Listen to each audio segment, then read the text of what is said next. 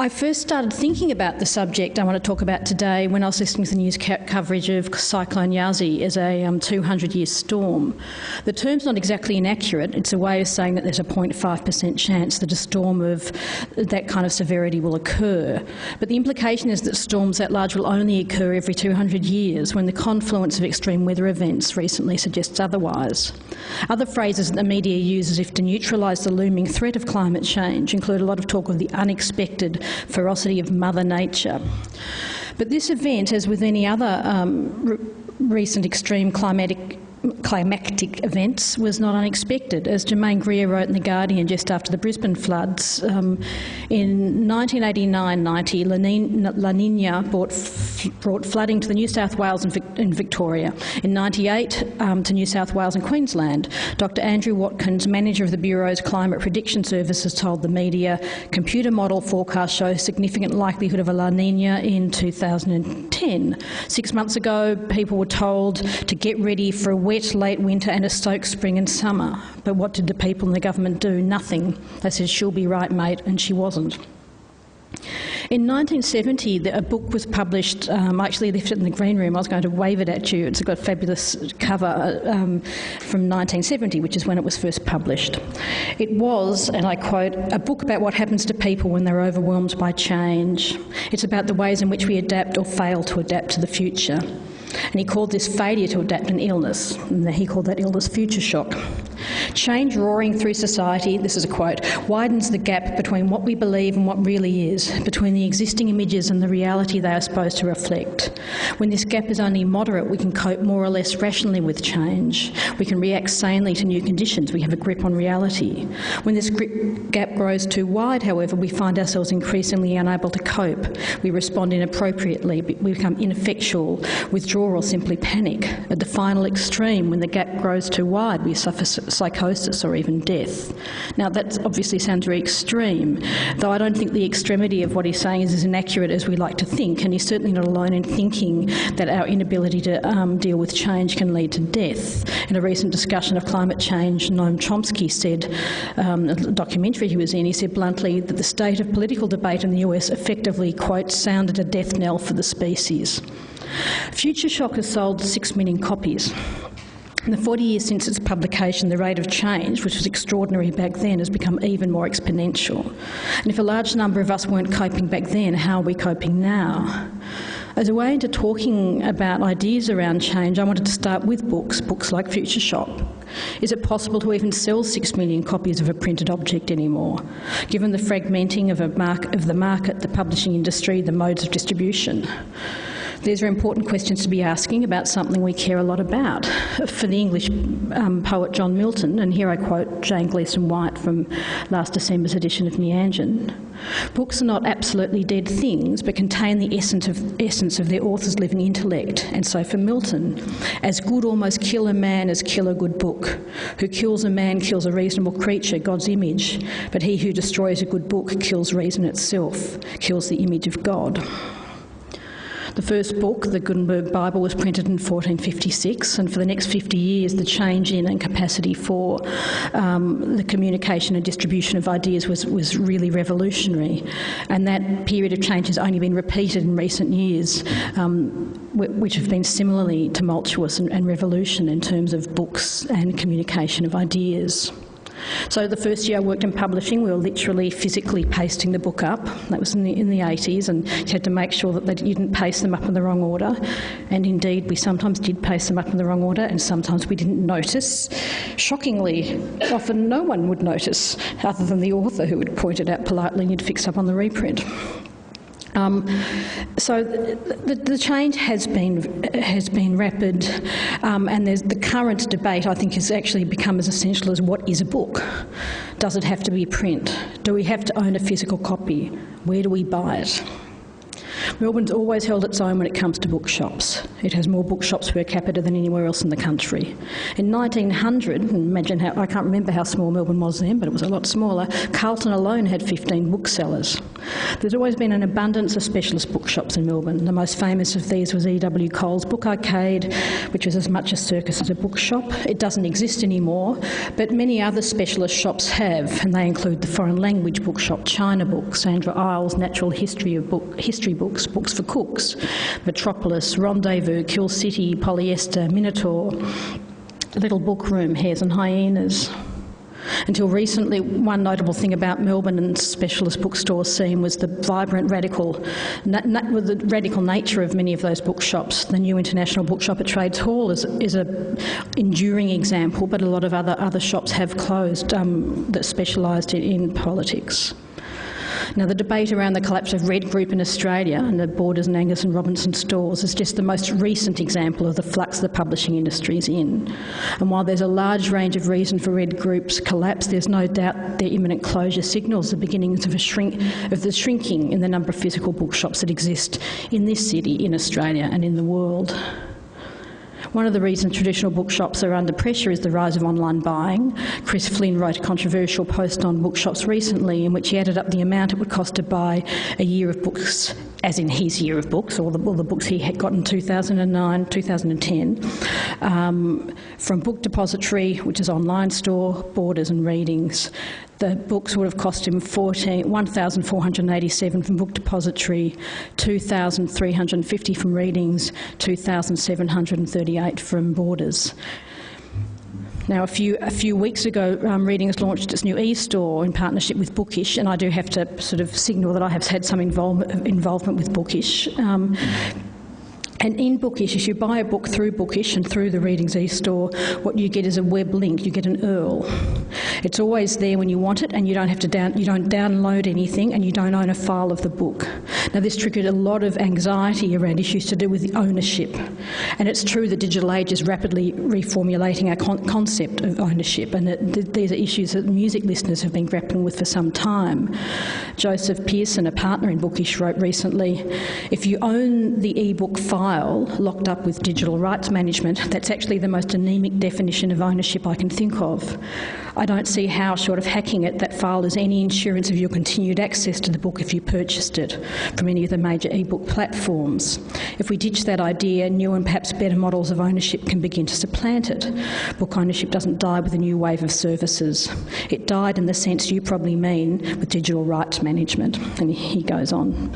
But Pearson's work with Bookish, Flynn's assertion that people will inevitably transfer their book buying loyalties online caused a lot of controversy. And the bottom line is that rapid changes are occurring in the industry at a faster rate than anyone is really comfortable with. The thing about change is that none of us can avoid it. We may register it on a personal level. I look in the mirror, I see that I'm older. I can't lie on my left side very easily because I've got a bad left hip. On a professional level, my industry's shrinking, my skills have become outdated, it's harder to get freelance writing gigs, and when I do get them, I'm paid less than I used to be for the same amount of work. Change can entertain us. The power of a show like Mad Men lies in the fact that the audience knows how much has changed in the 46 years since the show is set. You're kind of part of the joke, and the pleasure is thinking things aren't like that anymore, or occasionally the shock of realising things are still quite like some of the things that happened in that fabulous show. There's the experience, the way we experience change. On Saturday, February the 7th, 2009, the temperature rose to 47 degrees in my street in Fitzroy. I tried to fry an egg in the sun to make a kind of bit of a joke of this. It didn't actually go very well because I used an aluminium pizza tray, and as people pointed out, it was the wrong metal, but anyway. I was trying to make a joke about something that was very distressing for a lot of people. There's also change on an abstract level. That is, I'm sad that we're experiencing the greatest extinction rate of life on this planet since recorded history began. I think about children growing up and not seeing the kind of animals that I grew up, lions and tigers and all those things that you were very excited about, knowing about as a kid, the fact that many of those animals will not exist except in zoos. But this is an abstract knowledge on one level because I don't personally know many lions and tigers. One of the things I want to consider is the ways in which our personal reluctance to accept things, and I'm as guilty of this as anyone, the very understandable, the very human nature of our responses can become quite a dangerous thing. This is most explicitly the case when it comes to climate change and the work of climate change deniers who have succeeded in pulling the debate off course. That's actually why I was very pleased to hear about Gillard's announcement, because she, until recently, she's been resisting making any clear statements. The government has been resisting. Here's an example of the rhetoric I'm talking about, but it's so easy to find that there's no point in dwelling on it. Every day there's dozens of articles along these lines, as well as articles which are kind of more, have a different perspective, obviously. But Andrew Bolt, Herald Sun, February the 12th. Tim Flannery has just been hired by the Gillard government to scare us stupid, and I can't think of a better man for the job. This alarmist of the year is worth every bit of the $180,000 salary he'll get as a part-time chairman of the government's new Climate Commission. His job is simple, to advise us that we really truly have to accept the new tax on carbon dioxide emissions that this government threatens to impose. This kind of work is just up the dark alley of Flannery, author of The Weather Makers, that Bible of booger booger. He's had years of practice trying to terrify us into thinking our exhausts are turning the world into a fireball that will wipe out civilization, melt polar ice caps and drown entire cities under hot seas. Bolt then goes on to talk about the recent rain and the fact that they contradict Flannery's prediction about water storage levels in cities around Australia. Part of this, what's made me laugh about this is that I've been finding myself agreeing with Eddie Maguire, something I don't often do, who said also in the Herald Sun that climate change is heading the way of religion and football barracking. In the meantime, billions of dollars and thousands of lives are at risk while we debate the relevant position of both sides and get nowhere. Now, 2000 was declared the world's hottest year ever, or since recorded history, with temperature increases over the next 9 years, therefore being slightly less record-breaking. And this allowed many denialists to say it was getting cooler. Then when 2010 was declared the world's hottest year, that is last year was the hottest year ever so far, the Australian denialists anyway found it harder to say that the heating was a blip. They moved on to the fact that it's rained a lot in the last few months, as indeed it has. Climate change deniers specialise in eluding the difference between weather and climate. Weather is short-term ebbs and flows versus long-term trends. So, for example, and somewhat apocalyptically, birds dropped out of the sky dead on Black Saturday on that February the 7th, a couple of years ago. Birds also fell on the wing during the heat wave of 1939, and while the heat wave of February 2009 was the hottest in Melbourne's recorded history, the conditions weren't actually that dissimilar to those experienced by early white explorers when Lieutenant Colonel David Collins arrived at what he called Sullivan Bay, which is now Sorrento, in 1803. The temperatures were in the mid-40s. They couldn't find water. It was very stressful. But none of this changes the fact that the latest information from the CSIRO identifies the following trends for the southeast of Australia: increased average and summer temperatures and more extreme events. That means more hot days and more months on end with no rain at all, but there can be increased rainfall during storms. So there is debate about whether there will be dramatically less rainfall because in those extreme events so much rain might fall that it means that there is a kind of similar level of rainfall, even though that's not the general view, but some scientists do believe that. But certainly the damage caused by the drought in southeast Australia isn't going to be healed by a few months of heavy rain. And while the Melbourne dams have lifted from 20% to 50%, if you think of the amount of rain we've had, 50% isn't great, actually. And since 1950, the average temperature in Melbourne has risen a degree. By 2020, it's going to be another 0.5 degrees. These are the most conservative estimates I could find, and 1.5 degrees by 2050. So that will mean since 1950 it will have gone up 2.5 degrees. It's believed that there'll be 7% less water in our reservoirs by 2020, 18% less in 2050, and at the same time our population is expected to increase by 1 million people.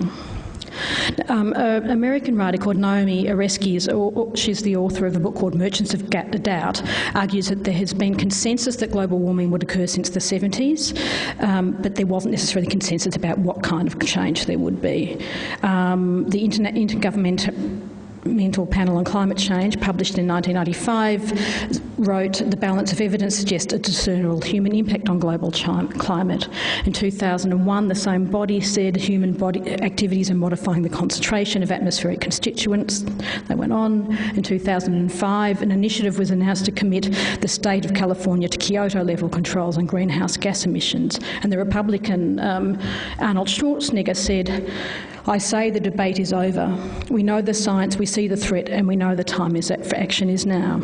In 2007, 72% of Americans were completely or mostly convinced that global warming was underway and that we had to take immediate action. All of this makes it confusing that the Australian and American governments aren't doing more. And one of the reasons they're not doing more, I think, is because people's certainty is being undermined by the work of people called merchants of doubt, that Oresky calls merchants of doubt. And she talks about the way in which they do that.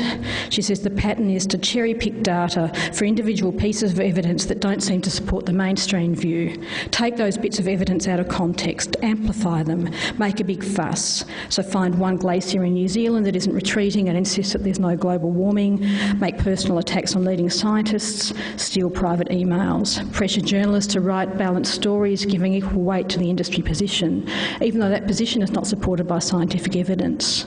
Then, finally, finding a tiny handful of dissenting scientists, 3 physicists in America, 2 geologists in Australia, 1 climate scientist in New Zealand, and then vigorously promoting them on television, radio and in print media to create the impression of real scientific debate, when the actual scientific community is in agreement about these issues. And that's the crucial point I want to make. The scientific community is in agreement about these issues. Bolt's post of 2 days ago, one of his posts on his website through the Herald Sun, was a classic of the genre. He attacked Penny Wong for saying, "There are also people who believe the world is fat and not fat, flat, and the government doesn't fund that." She was responding to the demand that the government fund the work of scientists who don't believe in climate change, and he characterised her comments as a slur on 10 fine scientists. He listed those scientists and then said, "In a debate between Flannery and these scientists and economists, who do you think would come out worst? How does Wong dare to so casually slime as flat earthers academic who have all have more formal qualifications in the relevant fields than does her own hired help?" In this post, he ignores the fact that Flannery's position is supported by the scientific community around the world. It's not just Tim Flannery who's banging on about this at all. But this kind of misrepresentation is a part of the media's daily fodder, and that's over and above the sort of the more unconscious representation of recent extreme weathers as Mother Nature or just natural, which is a kind of even stations like the ABC or organisations like the ABC, which are very committed to kind of serious debate on the subject, they still slip into that language a lot of the time when they're reporting on these things. The depressing thing is that to some extent the deniers have succeeded, as I've said. According to Noam Chomsky, only 1/3 of the American population now believe in climate change, even though that's such a dramatic drop from Oresky's 72% of 3 years ago. I'm not sure if she would agree with those figures, but nonetheless there has been a real drop. And what I just wanted to kind of think about towards the end of this talk is what the motivation would be to sort of so undermine the climate change debate. And this approach to undermining debates of community concern, debates that are indeed a matter of life and death, were first refined by tobacco companies in the 60s. There might be earlier examples of this actually, but certainly that's when they were kind of the tools of their trade were really developed. Now this could lead you to argue that the motivation is capitalism's focus on short-term gain over long-term costs. So for example, tobacco companies were keen to maintain and indeed increase their revenue, and the suggestion that smoking was a health hazard impeded that. And these days ExxonMobil provides substantial funding to a range of global warming sceptic organisations. Mother Jones, a radical journal in America, counted some 40 ExxonMobil funded organisations that were sceptical. Between 2000 and 2003, those organisations received more than $8 million in funding from ExxonMobil. But I don't think you can simply blame the business world or capitalism for these issues. In March 2002, BP's executive, Lord Brown, declared that global warming was real and that urgent action was needed. He said companies composed of highly skilled and trained people can't live in denial of mounting evidence gathered by hundreds of the most reputable scientists in the world. Insurance companies have long been at the front line of the impact of climate change, and they've been expressing their concern for many years. An increasing number of businesses have put climate change at the forefront of their decision-making, not necessarily for some dramatic ethical reason, but because they just want to be able to take account of things like carbon taxes, put them in their 5-year plans and just get on with business and know what kind of constraints they have to work within. Recent disasters across Australia have also encouraged them to get a move on, and on February the 15th, a sustainability consultant, Stella Whittaker, was quoted on the ABC as saying there are lots of companies who are planning for 2100 across all the sectors. The property sector has probably been the first one to actually do detailed assessments of bushfire risks, sea level rise and extreme events. That work is really only just beginning. But I actually wish, I think it would be a relief if the issue were as simple as money and power. But I think denialism is caused by something much more entrenched and much harder to fight, and that's fear. So I want to return to future shock. Toffler describes one of its key symptoms, future shock's key symptoms. And let me remind you, he wrote this in 1970, and I quote, "One widespread response to high-speed change is outright denial. Denier's strategy is to block out unwelcome reality.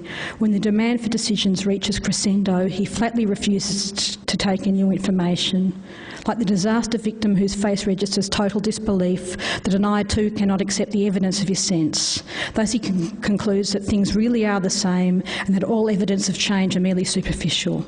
He finds comfort in such cliches as young people were always rebellious, or there's nothing new on the face of the earth, or the more things change, the more they stay the same. An unknowing victim of future shock, the denier sets himself up for personal catastrophe. His strategy for coping increases the likelihood that when he finally is forced to adapt, his encounter with change will come in the form of a single massive life crisis rather than a sequence of manageable problems. The more he relies on these strategies, the more his behaviour exhibits wild and erratic swings and general instability. But the problem for us, of course, is it's the planet's crisis, not just individuals' crisis. And this erratic, frightened behaviour does not protect us from anything. And no matter how scary forecasts for the future are, I think with knowledge comes agency. And I just want to end on another quote from Toffler, where he just says very simply, ultimately, to manage change, we must anticipate it.